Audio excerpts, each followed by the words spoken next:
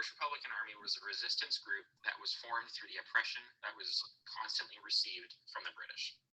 The Irish Republican Army became a critical issue to the British as they gained strength through their massive local support from the oppression. Much of the support came from the oppression, as well as the Irish's desire to have Northern Ireland and Ireland united once again. The IRA had also split off into multiple subgroups, including the Irish National Liberation Army, the Provisional Irish Republican Army, in which had very different intents for how they would like to retaliate against the British.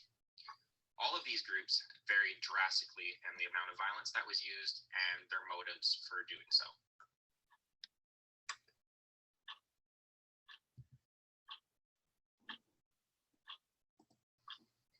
The Irish Republican Army in the United Kingdom had much different approaches with how they viewed one another and how they acted out violence towards one another. The Irish Republican Army, for instance, was more focused on anti-state terrorism, which is more focused on building structures and cultural sites, for example, or police buildings, while the United Kingdom was more focused on communal violence towards the Irish, which drove up their mortality rate quite exponentially. The Irish Republican Army was Catholic, while the United Kingdom was more Protestant, and the IRA was also more Republican, while the UK was more defined under as loyalists. Both of these groups had much different views towards how they wanted to attack one another.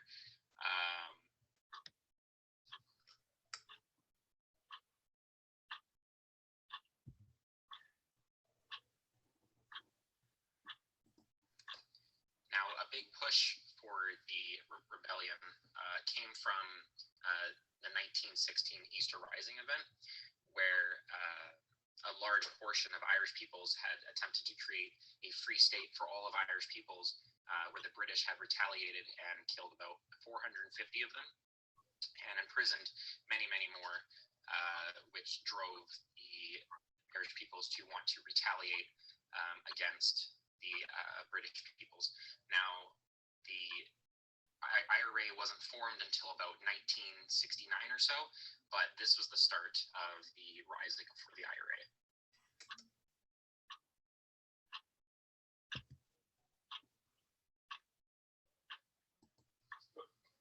The Irish Republican Army in the United Kingdom had much different approaches with how they viewed one another and how they acted out violence towards one another. The Irish Republican Army, for instance, was more focused on anti-state terrorism, which is more focused on building structures and cultural sites, for example, or police buildings, while the United Kingdom was more focused on communal violence towards the Irish, which drove up their mortality rate quite exponentially. The Irish Republican Army was Catholic, while the United Kingdom was more Protestant, and the IRA was also more Republican, while the UK was more defined under as loyalists. Both of these groups had much different views towards how they wanted to attack one another.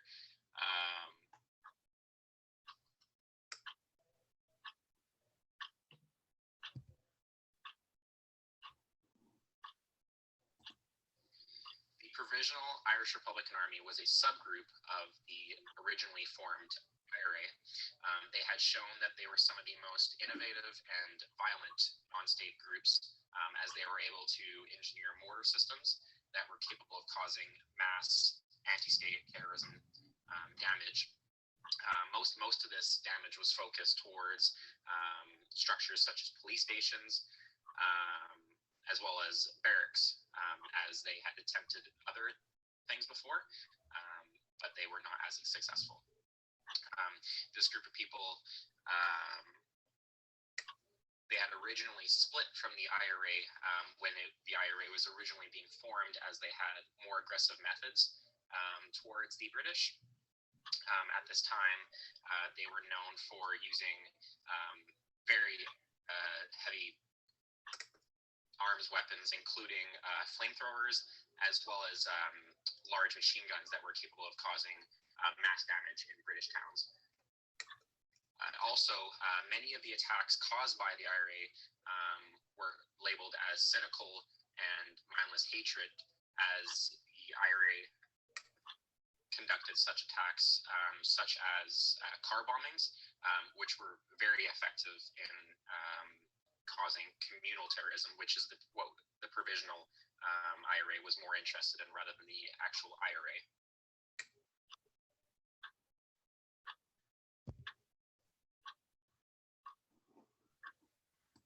Diplock courts were criminal courts in Northern Ireland used by the British for hearings without a jury present. This put an unfair disadvantage to the Irish people because they were not given a fair chance to defend themselves in the justice system. Many of the cases present before the courts were tried with the same penalties regardless of the severity of the crime. There were also multiple cases where innocent Irishmen were wrongfully accused of bombings and were given sentences. It took almost 20 years for many of these cases to be reviewed and charges to be reversed. It was discovered that some of the evidence used in these bombing cases were actually fabricated to get Irishmen into the prisons.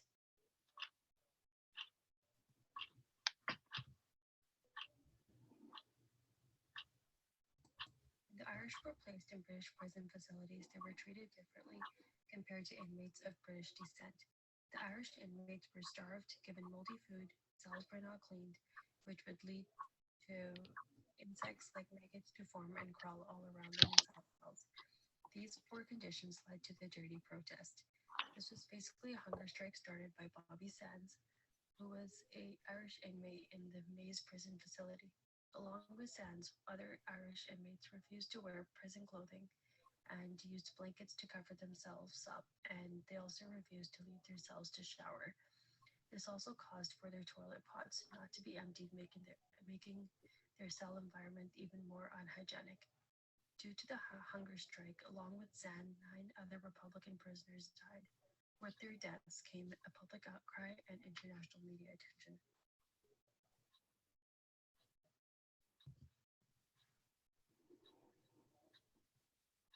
The Good Friday Agreement.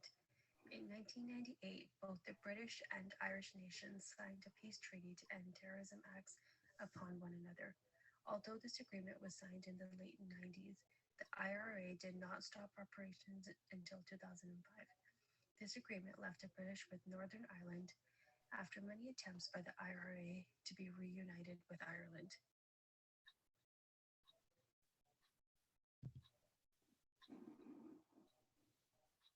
The new IRA. The new IRA was formed by Irish descent individuals who rejected the 1988 Good Friday Agreement. This new IRA was formed sometime in 2011 and 2012, where a paramilitary group were formed and they were going around town causing violent attacks in Northern Ireland.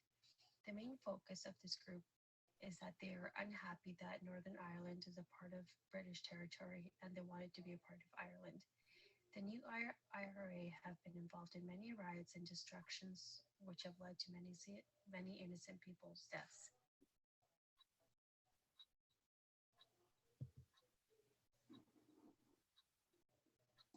Women's involvement in the IRA. Women were not active members in the IRA. It was mostly made up of men who were recruited. One of the most iconic women in the IRA was Dolores Price and her sister Moraine. They were Provisional Irish Republic Army volunteers. Dolores was the first woman to be admitted into the IRA at the age of 20, as she demanded a spot as her peace protests were unsuccessful and she saw no change. She wanted to be a part of the IRA to bring change and to get Ireland to be its own territory and out of British rule. The picture in the far left is of Dolores holding her handgun. Picture on the far right is Dolores and her sister together.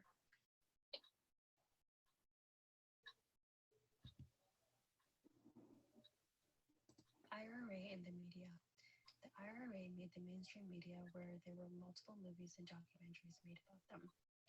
The first movie was called Hunger, The Real Maze Men Speak. This is basically based on the dirty protest and the men who were involved in it and kind of what happened to them. The second movie is called I, Dolores, which was a documentary made about Dolores Price, who was the first IRA member, female member, and that was made in 2018. Thank you very much for listening to our presentation, and we hope you enjoyed it.